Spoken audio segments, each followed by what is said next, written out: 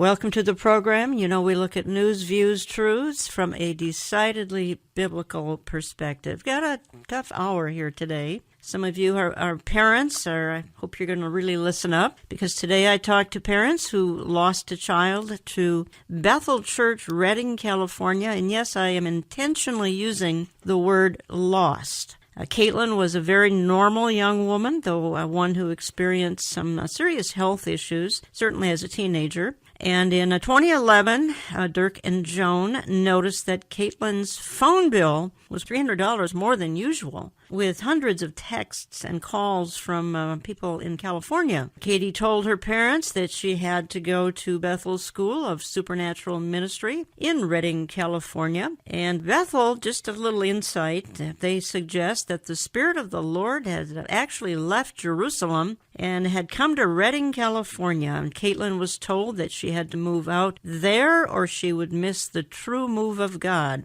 Now, those communicating with her from Bethel suggested that Caitlin's parents were controlling her, that she needed to get away from them. This is a heart-wrenching story that actually likely isn't finished yet because Caitlin is still estranged, and her parents, who are in studio with me for this hour, feel that the things are going to be made right eventually. So Joan and Dirk, thank you for coming in, telling us your story. Joan, it kind of starts with Katie's illness. As a teenager, and we don't have to go into details, but as a teenager, she was seriously ill. She was. She had a very simple surgery when she was 12, and there were some complications by the time she turned 13 on the 4th of July. I started taking her to specialists all over the city. I took her to the best infectious disease specialist in the Twin Cities, and she said, "You're going to have to take her home and put her to bed. She's got the highest titers of a disease she'd ever seen, but the only drug that could help her would damage her liver." She said she's too young for that. You need to just take her home. It did go away. When she was 19. Was it supernaturally taken away? Well, we believe the Lord touched her. We were, by December of that year, her health was deteriorating, and we ended up at the Mayo. And she was on almost $1,000 worth of prescriptions a month to make her blood circulate, to handle other issues with her health. And we were making frequent trips there. We actually sent fluid specimens to Europe to a clinic that But she did get better. When she was 19, we feel God healed her. God touched her. Yep. Okay, but this is going to play into the story. That's why I'm raising it. I don't know that the details are important, but the fact that she was ill, Bethel Church was going to tap into this, the fact that she had been ill. About the time that Bethel started contacting Katie, she started acting strangely. How? I don't know how to explain it, except that she started to almost act like she was afraid of us. And we had no idea why. She'd never acted that way before, but that last summer, before she left, her behavior changed radically, and we couldn't figure out what was going on. Then we got our phone bill in August, and we knew that there was way too much influence from these people, and we drove to Indiana to meet with them. Katie and her little sister were there helping these people with their ministry. And we had no idea that we thought they went to a conservative church in Texas. That's what we thought we knew about them. And we found out then that they were involved with Bethel. We talked to them. We asked them, what was going on. And that's when they told us we needed to move to Bethel. But they wanted you to move to Bethel as a family? Yeah, they thought we should sell all we have and move to Bethel, to Redding, because the Spirit of the Lord was there and nowhere else. Nowhere else. And Dirk, he owns a family business that's been in existence since 1926.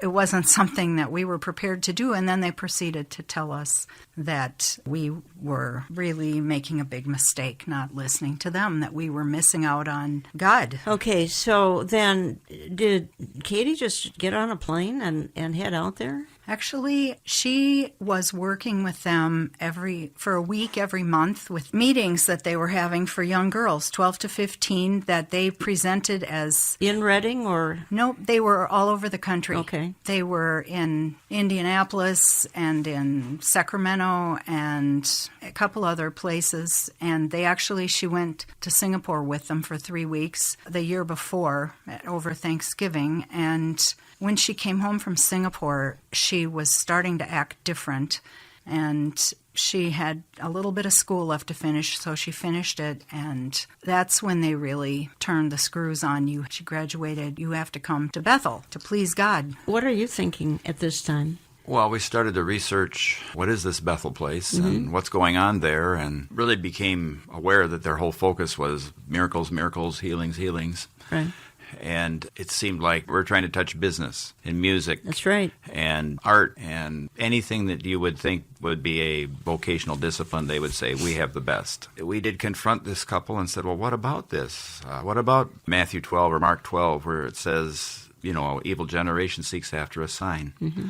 And his response was, well, our pastor wants all he can get. Mm-hmm. Our pastor wants every miracle possible. Okay, that pastor is Pastor Bill Johnson. And folks, honestly, we're not attacking the Bethel folks or Pastor Johnson in this hour, but we are trying to sound a warning that the same situation could happen to you if, in fact, part of your family gets enthralled with what's happening in Bethel Church, Redding, California. I've actually had communication with them because I've referenced them in previous programming, and they've reached out to me, and I reached back to them, and I know I'm going to hear from them here in the coming days as well, and I will communicate with them. Now, Joan or Dirk, whoever cares to answer this, they were going to tap into the fact that Katie had been ill, and they were actually going to sort of threaten her, as far as I can understand, and say, if you don't come here and kind of do what we tell you to do, you might get sick again, or perhaps you're going to get sick again. Is that what they told her? They prophesied over her. They prophesied and said that would happen. God would make her sick again if she did not go with them to Bethel, and that bad things would happen to her family. Mm-hmm. And we have a big family, and we're very close. And I believe they made her a martyr. Okay.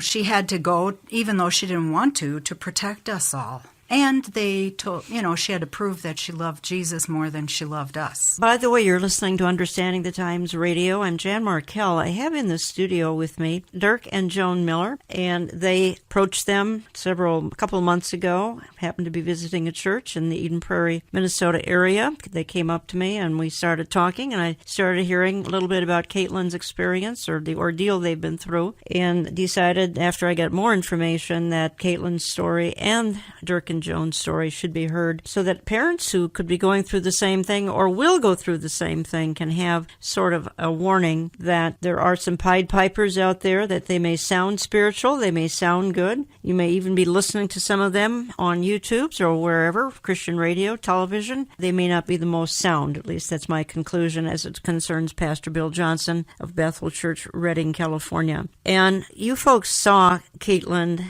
after she'd been there for a short time, and you said to me that once she got to Bethel, she almost became a robot, that she became stiff, she didn't have much effect in her countenance at all. And what do you think happened when she got there, Dirk? Do you have any idea? Well, at first she said where she was going to communicate with us weekly, soon she said, you're crossing my boundaries. Mm-hmm. And then a few weeks later, I got an email at work saying, I can't have any more contact with you. And this was kind of out of the blue. We know from doing research and actually from going out there that they strongly insist anybody that has a problem or a perceived problem go through their church counseling. They call it sozo counseling. That's correct. And it's, as we understand it now from researching it, it's a form of recovered memory counseling or regression counseling, some people call it. Right. That's been around for years and years, but they've repackaged it at Bethel and by putting a nice Greek word sozo on it. Right. That means I've been delivered, I've been restored, I've been healed, I've been saved. Let me play a little clip of Bethel in their own words talking about this sozo counseling. We have a lot of questions about exactly what sozo is. So I want to explain not only what the word is, but also what we do and what we don't do in the context of the process or the sessions that we sit down with. Sozo is a Greek word that is used 110 times in the New Testament. It actually means to be made whole. But the translators translated it saved, translated it healed, and translated it delivered. And so the Sozo ministry is a place where we go in, find the wounds and lies, find the roots of issues that stop people from being able to deal with life, being able to deal with issues that are coming into their life. Plus, we also go in and help you find, develop, and heal the reasons why you don't have a good relationship with each members of the Godhead. Sozo is not counseling. It is not a prayer ministry. It is a team of people going in, helping you make that connection with the Godhead, and thus have a place to go to deal with all the issues and crises that will happen with you. It is also a deliverance ministry, because once you go in and heal the wounds and lies, heal the reasons why the demonic thinks it has legal access, the demonic has to leave. And that's, in essence, what deliverance is. So that's what Sozo is. That's right off their website, to be made whole. How can you have any contention with the concept of having to be made whole? And yet this is really what probably programmed Caitlin, correct? This is how they got at her mind and got at her innermost being, was through Sozo counseling. We believe that's absolutely it. We heard through a young man that had gone to Northwestern, graduated, and went out there, that if you want to work with the music ministry, you have to go through Sozo counseling. And if you don't have anything to share that's wrong with you or your life, they'll make something up. He felt they were brainwashing him against his parents and fled and came home. But, this was a kid that had graduated from college, and Katie was young emotionally because of how she'd suffered her entire adolescence. And when we spoke with one of the women out there who's a professional counselor, I said to her, I don't think you understand how sick she was. Mm-hmm. Every doctor we've spoken with has told us when kids are that sick and in that much pain, they get stuck emotionally. Okay. She had some years of growing up to do emotionally, and I suggested that she was a lot younger than she really was, and she said, oh no, she was a lot younger than that even. That was her perception. Okay. Well, here's some of the terms you used to me when I was kind of quizzing you about all of this. You suggested that she was like a robot. This is when you saw her. She was already out there. She's like a robot. You said it appeared as though she was hypnotized. It was actually, she was like that the day she left. She called us. We were on an anniversary getaway, September 10th, 2011, and we got a phone call at 10 or something at night, and she said, God told me to go to Reading, and I bought a plane ticket. And we said, wait a minute. She said, I'm leaving at 6 o'clock on Monday morning. So that was late on Saturday. We got in the car and started driving, got home early Sunday. She was literally stiff as a board. It was frightening, her appearance. Yeah, it apparently, like the mind control had already started. Oh, yes. Yeah, absolutely. I want to talk a little bit about the tactics used out there because they're legion. We've already referenced Sozo. I think this Sozo counseling, which is related to theophostic counseling, which I'm not convinced is a sound form of counseling. There are churches all around the country that employ this kind of counseling. And in the little clip, you heard them say that the word means to be made whole. Well, that sounds wonderful. Who doesn't want to be made whole? That the demonic has to leave, whoever they're practicing this on, the demonic has to leave. They say it is a deliverance ministry because that's how the demonic has to leave. And yet this is kind of what set everything in gear. And I haven't been out to Reading, but I'm just assuming that every student goes through Sozo counseling. Do you know if that be the case? We heard that the kids that wanted to work with music had to go through but Sozo? I don't know about the rest of them. Mm-hmm. Katie did end up working with their BethelMusic.org. When we went to try to meet with the pastors out there to see if somebody wouldn't visit with us about this problem, and we didn't see good fruit in their school. Mm-hmm. It's at least in our own daughter. And we were appealing to them, aren't you about family and building up families? They really didn't want to talk about that. In fact, they said, we can't help you.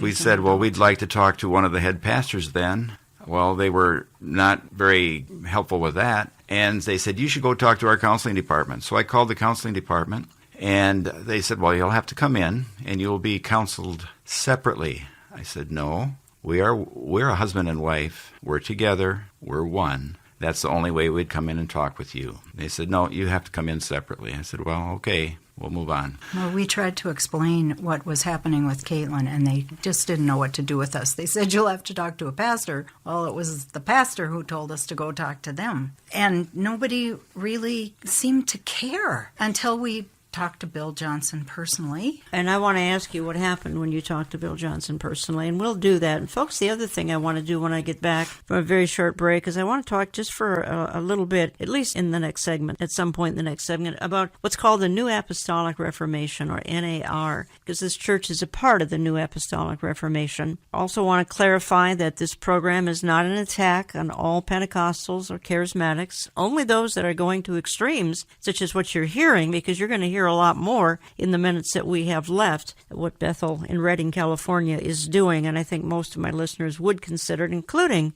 a lot of my Assemblies of God listeners would consider it to be extremist. I'll be back in a couple of minutes. Don't go away. This from Bill Johnson. Did you know that Jesus was born again? Did you know that Jesus was born again? See, they teach that Jesus died spiritually in hell, ceased to be God, and had to be born again. He had to get saved. Dear friends, this is heresy. This is heresy. If there was ever a time in which Jesus was not God, if he ceased to be God, dear friends, and Jesus never was God to begin with. We hope you're challenged by what you're hearing today.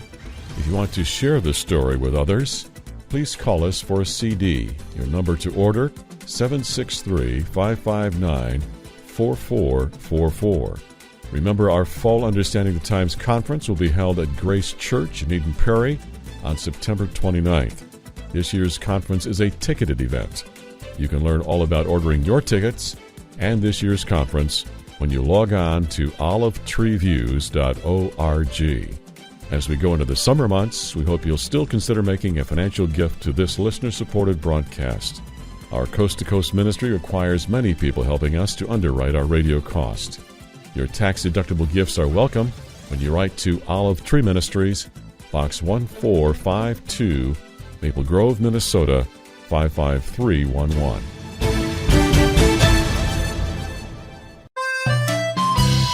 Understanding the Times 2018 is not that far away. Saturday, September 29th, 8:30 a.m. to 5 p.m. Please note the earlier starting time. There are still tickets available for $10, $15, and $20. Visit our website, olivetreeviews.org, and go to conferences or contact brushfire.com. I'll give you an 800 number as soon as you get a pencil and paper. Don't miss the like-minded fellowship as well, as our cutting-edge speakers include Pastor Jack Hibbs, Pastor J.D. Farag, Pastor Billy Crone, Eric Barger, and Amir Sarfati. Headlines today are a harbinger of his return. We'll unpack that Saturday, September 29th. Learn to be a watchman on the wall. We live in challenging times, but things aren't falling apart. They're falling into place. Learn how at Understanding the Times 2018. For tickets, order online or call Brushfire at 888-338-5338. That's 888-338-5338. The conference will be live streamed on our website, olivetreeviews.org, at no cost. This is why James comes along in the New Testament, and James makes this statement. He said, do not be deceived. I'm going to say it again. There's only one problem with deception. It's deceiving. The person who's deceived believes with all their heart they're right when in reality they're wrong. That's scary.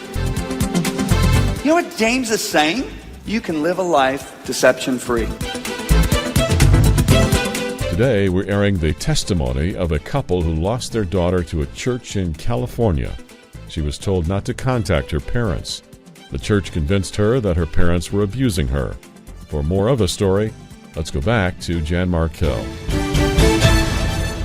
Hi guys, I can barely believe what I walked into in a Christian meeting a couple of weeks ago. And this is not the first time this has happened in a Christian church or organisation here in Jerusalem.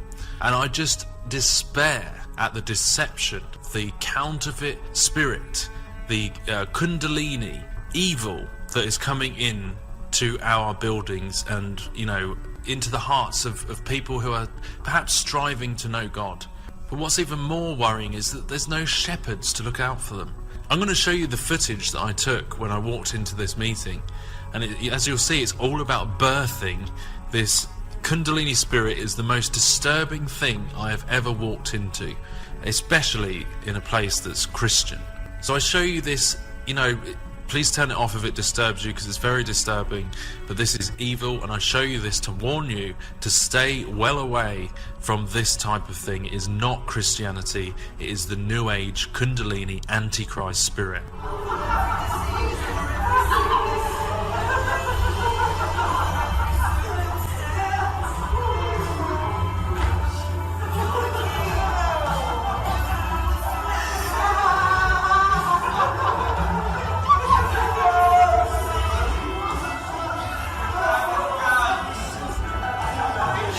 TV.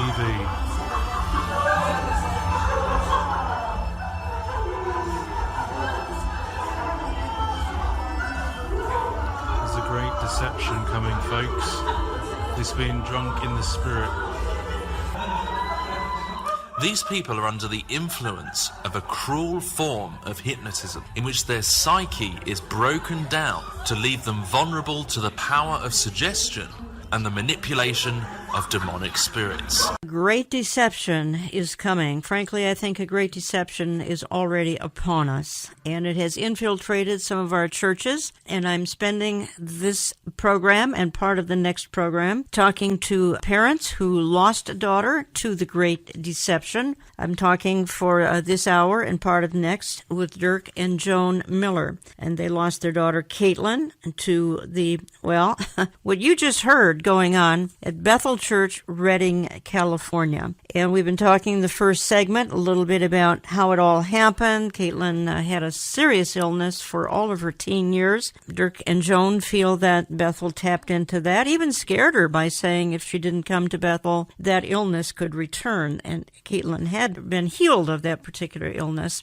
So they were using some fear tactics, and then pretty soon mind control set in. Once the Bethel church got into the sozo counseling, then more mind control and more hypnotized type behavior began with her. She sort of became a mind-numbed robot. And this is according to her parents, who are in studio with me. Dirk and Joan, let me just talk for a few minutes here about some of the tactics used. We've already talked about sozo counseling, which is kind of memory regression, but they use other tactics. They've got these fire tunnels, and which is bizarre. You have to watch it online to believe it. The fire tunnels, and I don't think you ever saw anything like that. Folks, you'd have to see that online. But you did see love bombing, and that is extremely common with these types of organizations that are terribly cultish. Can you describe what you saw there? They were telling our girls that they were the only ones with the gifts that they had that they'd ever seen. And these are people that are in their 60s and been Christians for years, raised 5 kids, and, they were truly trying to persuade them that they couldn't live without them at Bethel. Caitlin, they were constantly calling her and telling her how wonderful and perfect she was, and they had to have her gifts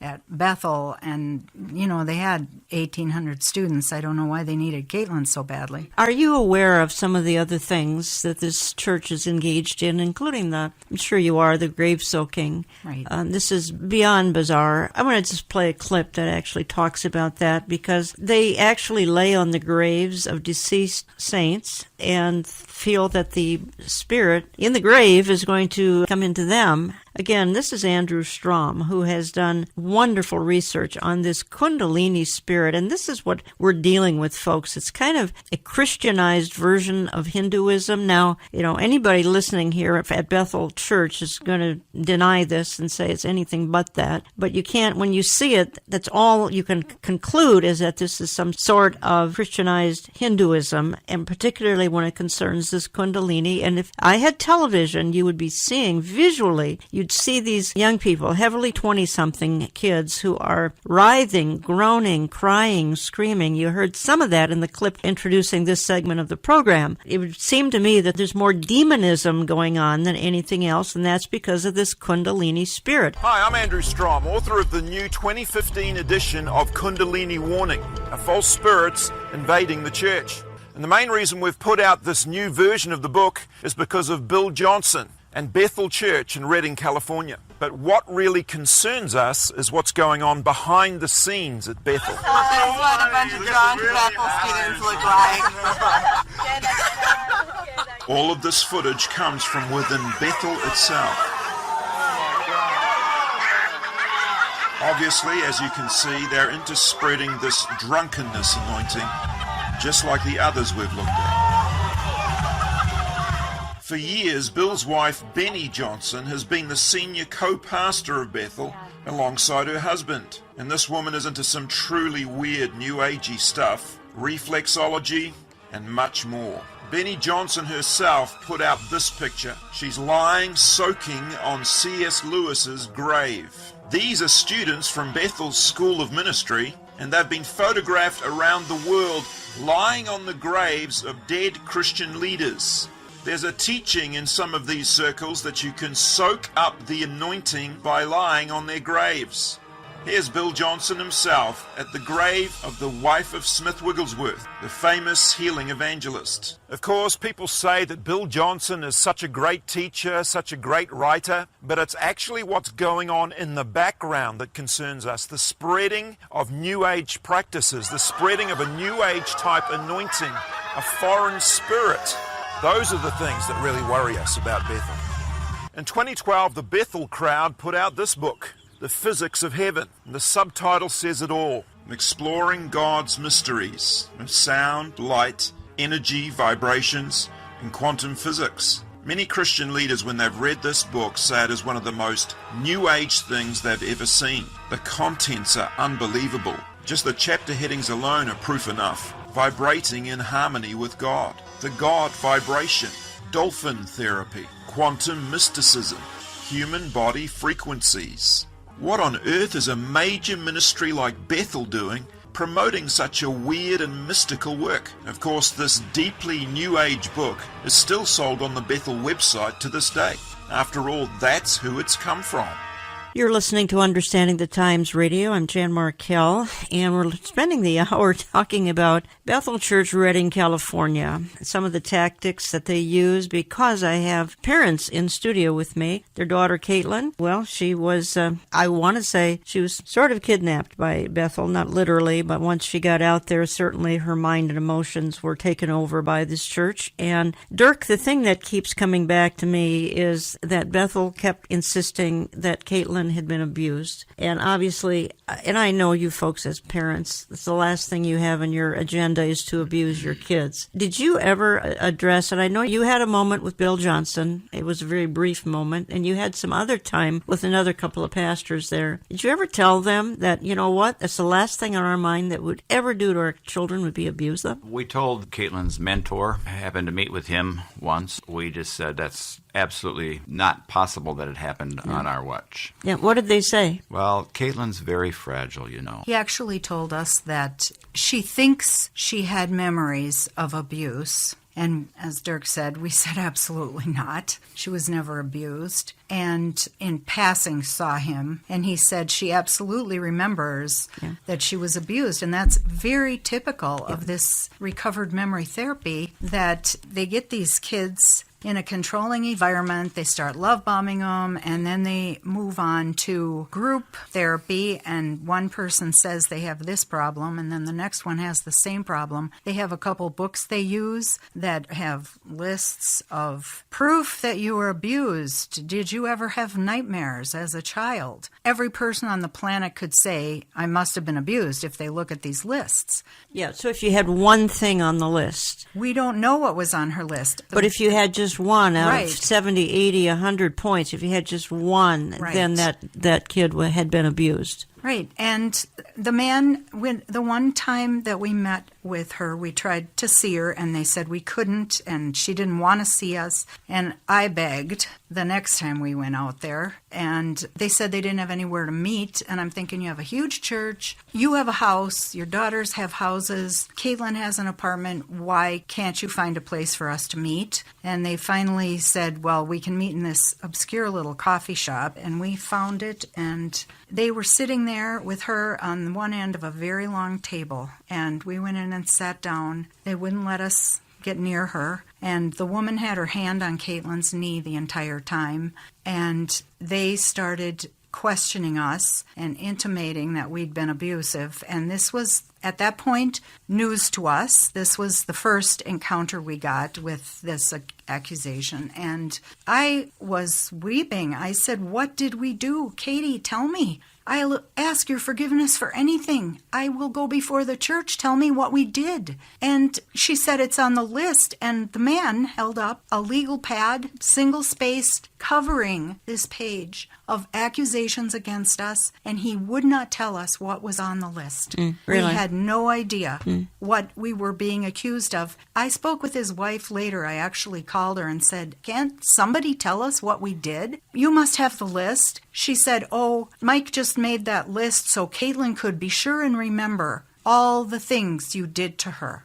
But we still to this day don't know what the accusations are beyond abuse, which we love our daughter. Of course. We love her, and we're not mad at her. We know that these people have, I don't know what the word would be, brainwashed or seduced her to believe lies. You had a short conversation with Pastor Bill Johnson, and how did that play out? We decided to go back to one of their conferences and as paying members just to be legitimately there from their point of view, and hoping we could meet with some of the pastors. And after Bill spoke at one of the sessions, he was in the back of the auditorium, so we thought, well, this is our chance to maybe appeal to Bill. And we went to talk with him and basically to appeal and say, boy, we've had this problem, and all communication has been cut off by our daughter from us and 400 people on Facebook. We don't understand that. What's going on that she could be so affected by the Bethel School of International Ministry, or whatever they call it, Supernatural Ministry? Supernatural. Bill threw up his arms and said, "Well, don't lay that on me." And I said, "Well, if not you, who? Aren't you the head pastor?" And then his bouncer stepped in and said, "I'll handle this." And then Bill said, "No, wait. You could maybe meet with my son. He's one of the pastors here. Go see if you can get an appointment with him. And if you can't, I'll meet with you in 2 days." And we did not get to meet with his son, but we managed to meet with Caitlin's personal mentor, which would be one of the 64 pastors there or whatever. Okay. Then the head of the dean of the school. Anyway, that's how it went. What I want to do eventually here is talk to you about the graduation ceremony. And Dirk, you also said to me, because I'm assuming you had to pay the $2,500 a year for Katie to be a part of Bethel School of Supernatural Ministry, correct? We did not want her to go there. Once she made this pronouncement that she was going, and we did a little bit of research, we said, "Katie, no, you have some amazing opportunities lined up in career, the career she was interested in." But see, we didn't know that they had told her God would make her sick again if she didn't go there. She managed to come up with the money herself, and we couldn't stop her. She was an adult. Okay, so you didn't finance it then? We didn't finance it, and the man that he may be, I don't know. We don't know what his entire financial input was with her. They totally cut us off from any information. We were treated like we were criminal abusers. And Katie lived with their daughter and her husband. And it was a bizarre living situation, actually. The girls that were living with those people paying rent actually had as their living area an unheated garage. Yeah. And when we visited in November, it was freezing there. It was the same temperature in Redding that it was in Minnesota, November 17th. And those girls were sitting in the garage on old furniture in their winter coats, shivering and doing their schoolwork. And I said, "Why aren't you guys in the house? I don't understand. There's a heated house right behind us here." And they said, "This is our special place." So, all right, when I get back, I'm going to just explain a little bit further what the New Apostolic Reformation is. And eventually I want to get to the story of the graduation service, which is beyond bizarre, folks. That's all I can say. We'll do that. I am coming back in just a couple of minutes. Don't go away. In today's world, who do you trust for good insight on current events? For that matter, who do you trust for good Bible commentary? America is full of fake news and false teaching. That's why we want to offer you an alternative to both. We are Understanding the Times Radio with Jan Markell, and our main objective is to tell you the truth about current events as they relate to a biblical worldview. Join us each week on this station for a source you can trust. Thank you for listening to this edition of Understanding the Times Radio. This is one of the most listened to weekend radio programs in America today. As you listen week by week, you can see why people tune in to hear the latest from Jan Markell. We trust we're helping you understand the times and to find hope in Jesus Christ. We keep in touch with you through our website, olivetreeviews.org. Reach us by phone at 763-559-4444. For the latest on our fall conference and to download the latest radio posting, visit us at olivetreeviews.org. You're invited to help us maintain our broadcast presence in your neighborhood. Please consider becoming a financial partner. Your tax-deductible gifts are welcome when you write to Olive Tree Ministries, Box 1452, Maple Grove, Minnesota, 55311. Olive Tree Ministries is carrying a new product to help you contend for the faith and understand the times. It is Terry James' new book, Deceivers, Exposing Evil Seducers and Their Last Days Deception.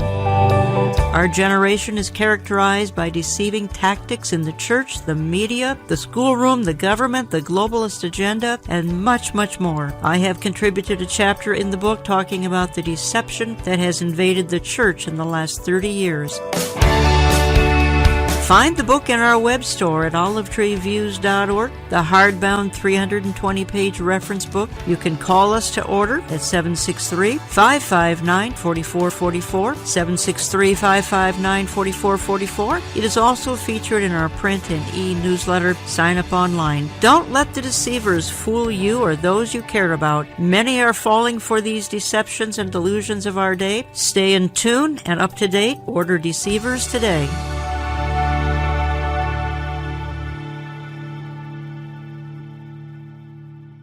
This is Jan Markell. Many Christian leaders avoid the topics of our day, but here on this program we hit them head on. The times demand we address the hard issues and bring a biblical viewpoint into focus. Thanks for joining us. I don't care how good it looks, how beneficial it seems, how productive you think it will make you, how blessed you think you will be, how happy you think you will be. If it is not of God, if it is contrary to His Word, it will end up in a place you don't want to find yourself. Now let's conclude our story today. Here is Jan Markell. False teachers have always been a problem, and it was a problem in the Old Testament, it was a problem in the New Testament, it's a problem today. And Peter, in this epistle, describes them rather thoroughly. And so I want you to listen to what he says beginning in chapter 2 and beginning in verse 1. But false prophets also arose among the people, just as there will be false teachers among you, who will secretly introduce destructive heresies, even denying the master who bought them, bringing swift destruction upon themselves. And many will follow their sensuality, and because of them the way of the truth will be maligned. And in their greed they will exploit you with false words. Their judgment from long ago is not idle, and their destruction is not asleep. And welcome back. We're wrapping up program number 1 with my in-studio guests, and I'll say more about them in just a moment. Just a quick reminder that we've only got a few hundred seats left for Understanding the Times 2018. You might want to think about making plans to just live stream it, as we're offering that on the website, olivetreeviews.org, at no cost, the live streaming. But you do need a ticket if you want to go to the event itself. And you can call the Brushfire Ticketing Agency. You can access them online, brushfire.com, or call 888-338-5338. Again, there are just a few hundred seats left in our almost 5,000 seat venue. But again, I would think about getting a group together and enjoying the live stream on Saturday, September the 29th. Again, speakers include Amir Sarfati, Pastor J.D. Farag, Pastor Billy Crone, Pastor Jack Hibbs, Eric Barger. I'll be there. The team from Olive Tree Ministries all be there, and I hope you'll consider if not attending, at least just live streaming it or getting the CDs and DVDs about a month later. Let me just say a word quickly about what's known as the New Apostolic Reformation. You've heard my guests and me referencing what's known as the NAR, or New Apostolic Reformation. This is a group of men and women appointed by some NAR leaders. The appointed NAR prophets and apostles have authority, and some would say equal authority to the prophets and apostles of the Bible. The most influential leader in this stream would be the late C. Peter Wagner.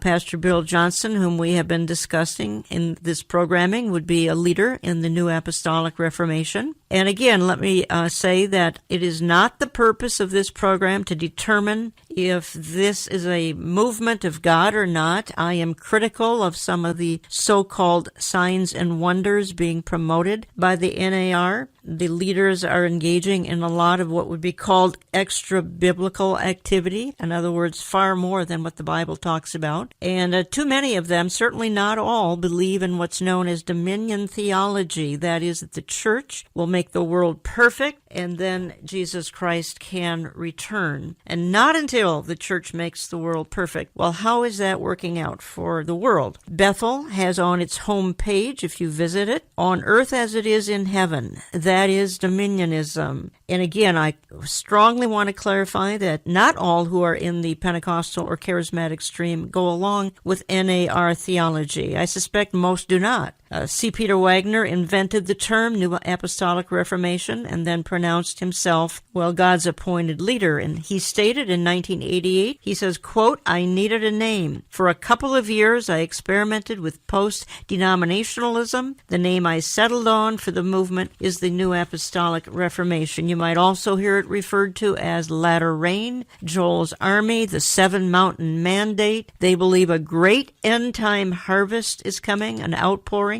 It will occur once we battle enough demons, perform enough miracles, and unify under these new apostles. And I certainly believe a great harvest and outpouring is going to happen during the tribulation, probably not before the tribulation. So God is giving new revelation to his prophets and apostles. That's what the NAR would believe, and I'm not convinced that C. Peter Wagner is correct in that today's prophets and apostles are appointed to govern the church. So that's just a little bit of explanation as to what on earth is this NAR, or New Apostolic Reformation. My concern further is that Bethel Church, Redding, is establishing a trend within many churches today, a trend that is not producing healthy or well-balanced churches. I have in studio for the hour Dirk and Joan Miller, and they have lost a daughter to Bethel Redding. And during the break, we were talking just a little bit about some of the additional tactics that are implemented, and I want to just hit on a few more, because one surprised me. I did not read this as I was doing my research. And Dirk, you told me that one of the things they participate in is contemplative prayer, which is a method of turning the mind off, numbing the mind, and you saw them engaging in, some call it contemplative prayer, others call it contemplative, same thing, contemplative prayer. You saw them engaging in this. It's very dangerous, by the way. Yes, they have a special, prayer building, and that's lots of people are in there. Just maybe some are praying normally, but we saw that they were encouraging, turn your mind off and let God speak. Turn your mind off. Obviously, trashing the past is huge. And it's hard for me to comprehend how they even have a conscience to trash the past with parents like you who come along and then insinuating all the abuse that went on and then suggesting that there's a better way. There's a better way than how you folks raised Caitlin. There's a better way. And if they'll just follow this better way, then you get this, whatever they're promising and promoting at Bethel Church. Joan, your thoughts on that? They got her. They persuaded her that we were not worthy of having any communication anymore, and we have no idea what her specific allegations are, only that we were abusive, and we have 4 other children that would deny that, and an awful lot of friends that would deny it, people we've been very close to for years. It's been beyond heartbreaking. This has been since 2011 when this all began. September 2011. So there's a lot of years that have gone by here. Yep. And Caitlin she's not in touch with you. Not at all. Not any of us. She has, changed email addresses. We have to us on this planet, she doesn't exist. Well, a number of your family went out to try to reach her. Some of her siblings went out, an uncle went out, you folks went out more than one time. We went out 4 times. And she would say at one point in time, she would say, I can't wait to see you. Right. And then you'd get there, and she'd be this mind-numbed robot that couldn't spend time with you. Nope. And her sister, she has an older sister who has several children, and they made the decision that year she left, they were going to, for Christmas, give their children plane tickets and fly to California.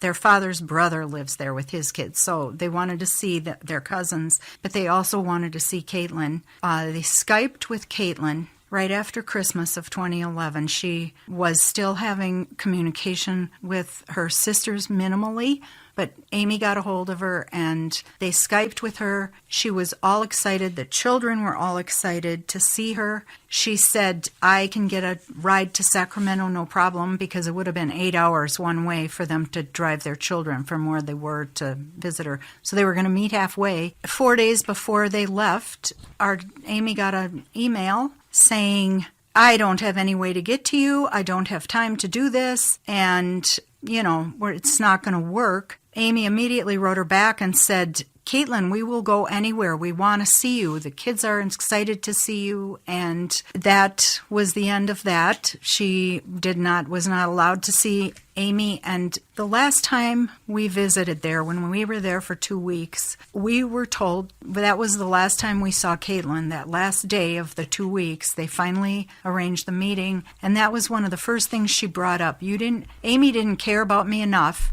to want to come and see me. And that was an absolute lie. But they also admitted that day that they were vetting all our communication with her. And we know that she didn't see Amy's email saying we'll go anywhere. And there are other instances we know that they told us they were only allowing her to see communication that would not hurt her heart. And apparently everything any of us sent her. I was even told I was manipulating her by sending her a Christmas present or a birthday present. So no more gifts, Mom. Dirk, you have set up an email. There are people listening, and we want to somehow be of an encouragement to them. And we can do that. We're going to tape a segment of another program coming up here, and we can be a little bit more encouraging in that program. But you've set up an email for anybody who might be going through this as a parent, for a young person who would like to get out of what they're in. Doesn't have to be Bethel. Maybe it's some other activity that has sort of cultish shades of Bethel, Redding, California. And that email is Joel 3.16b